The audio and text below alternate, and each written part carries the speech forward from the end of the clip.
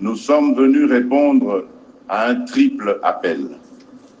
L'appel de la mémoire, l'appel de la dignité, l'appel de la justice. Par notre présence ici, nous commémorons le Génocauste, terme consacré par notre peuple souverain à travers ses représentants légitimes pour désigner l'extermination méthodique dont il a été et demeure encore victime au nom des logiques économiques cyniques et prédatrices.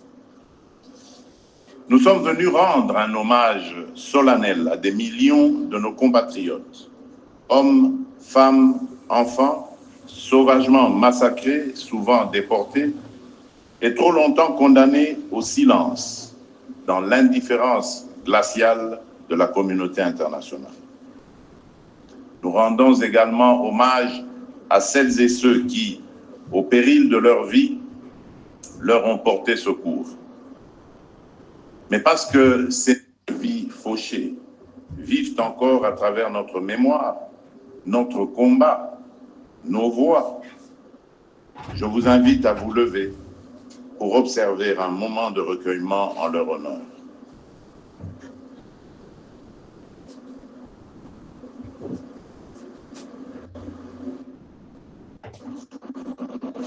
Je vous remercie.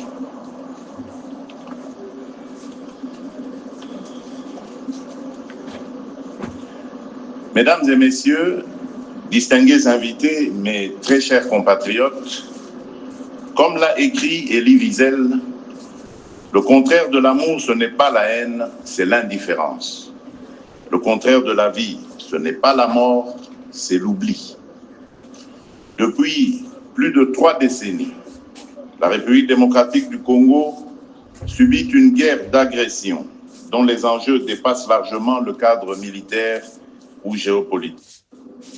Ce conflit s'est transformé en une entreprise prédatrice à visée économique, en une atteinte délibérée à notre identité collective et à l'intangibilité de nos frontières, allant parfois jusqu'à prendre les traits d'une logique d'inspiration génocidaire. Dans plusieurs régions de notre pays, des communautés entières ont été ciblées, des familles décimées, des pans entiers de notre mémoire culturelle méthodiquement effacés. Ainsi, des noms naguère connus pour leur beauté ou leur histoire, Kasika, Makobola, Katogota, Kamituga, Mwenga, Kilungutwe, Kishiche, Mugunga, Bambo, Kazao, Bukombo, Nyundo, Yumbi et tant d'autres, ne sont plus de simples repères géographiques. Ils sont devenus les stigmates d'un drame humain d'une ampleur telle qu'il interpelle la conscience universelle. Le silence que nous venons de garder résonne comme un cri, un appel à la justice. Il nous rappelle qu'au-delà de chaque chiffre, il y a une vie brisée, un rêve éteint, un nom effacé, une famille meurtrie, une destinée arrêtée. Et c'est à nous, héritiers de cette mémoire, qu'il revient de la préserver, de l'élever et d'en faire le socle d'une action lucide, responsable et irréversible. Les Nations Unies, à travers le rapport Mapping, tout comme les travaux rigoureux de nos propres experts, établissent un constat accablant. Des communautés entières ont été ciblées, parfois jusqu'à l'extermination, en raison de leur identité, de leur ancrage territorial ou de leur proximité supposée avec des ressources convoitées. Cette logique d'anéantissement se poursuit aujourd'hui, sous d'autres formes, mais avec la même brutalité dans l'est de notre pays, où les forces rwandaises et leurs supplétifs du M23 AFC poursuivent leurs exactions au nord Kivu et au sud Kivu.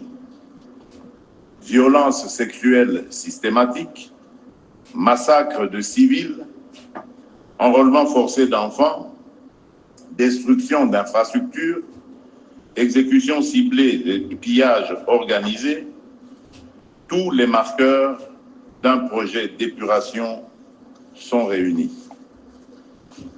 Le massacre survenu il y a quelques jours, encore dans les environs de Djougou, en Ituri, en est une parfaite illustration. Selon les Nations Unies, plusieurs dizaines de paysans ont été froidement assassinés alors qu'ils cultivaient leurs champs. Ce drame, rapporté par les médias internationaux, vient cruellement nous rappeler que le Génocost n'est pas qu'un épisode du passé. Il continue de se perpétuer dans le silence et l'indifférence. Il menace à chaque instant les efforts de paix que nous avons engagés avec détermination. Il met en péril l'élan historique impulsé par l'accord de Washington, conclu sous l'égide du président Donald Trump, pour mettre un terme à près de 3 décennies de violence à l'est de notre pays. Cette réalité impose à tous, ici comme ailleurs, un sursaut de conscience. À la veille de l'installation d'une commission d'enquête indépendante sur les massacres perpétrés dans cette région, je lance un appel solennel à la communauté internationale. Elle a le devoir moral et politique de soutenir cette démarche essentielle pour établir la vérité, rendre justice aux victimes et jeter les fondements d'une paix durable fondée sur la mémoire et la responsabilité partagée. Et si le monde hésite encore à reconnaître cette tragédie pour ce qu'elle est, un génocide rampant, nous n'attendrons pas que d'autres valident notre douleur. Nous en sommes les premiers témoins, nous en serons les premiers artisans de justice.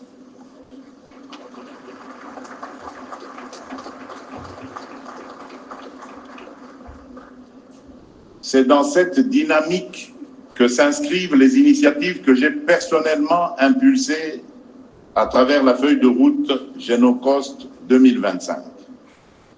Celle-ci a servi de boussole stratégique aux travaux du comité de pilotage de la CIAVAR, dont les premiers jalons structurants sont désormais visibles et porteurs d'espérance.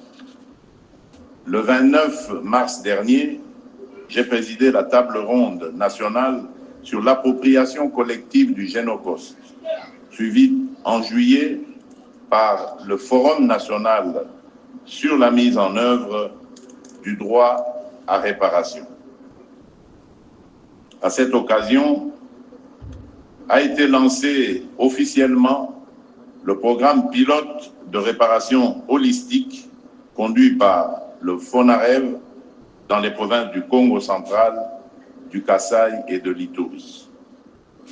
Ce programme bénéficie en priorité aux victimes identifiées sur base de décisions judiciaires, avant une extension progressive à l'ensemble des bénéficiaires éligibles selon le modèle administratif congolais. Sous ma haute autorité, un colloque international s'est tenu du 29 au 31 juillet, réunissant experts congolais et internationaux autour de la reconnaissance des génocides perpétrés sur notre territoire. Ce moment scientifique a permis d'asseoir un consensus académique sur la qualification juridique des atrocités commises en République démocratique du Congo. Cependant, la mémoire et la justice ne relèvent pas du passé, elles orientent notre avenir. Résolu à faire triompher la vérité, j'ai engagé notre nation dans un plaidoyer de haut niveau pour la reconnaissance internationale du Génocost. Car il est temps de rompre le silence, de lever les tabous et d'affirmer avec gravité et clarté une vérité trop longtemps étouffée en démontrant juridiquement que plusieurs massacres perpétrés répondent aux critères définis par la Convention 1948 sur la prévention et la répression du crime de génocide. En tant que garant de la nation, j'assume pleinement cette responsabilité. Il ne s'agit ni de chercher un statut victimaire, ni de quémander une reconnaissance. Il s'agit de rétablir une vérité historique occultée et d'exiger justice au nom de notre dignité. Et je le dis avec force, quel que soit le temps que cela prendra, nous n'abandonnerons jamais ce combat.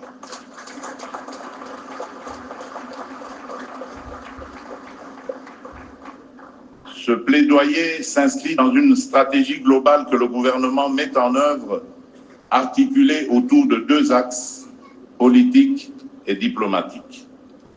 D'un point de vue politique, j'appelle solennellement les deux chambres du Parlement à examiner dans les meilleurs délais l'adoption d'une résolution officielle proclamant au nom de la nation la reconnaissance des génocides commis sur notre sol.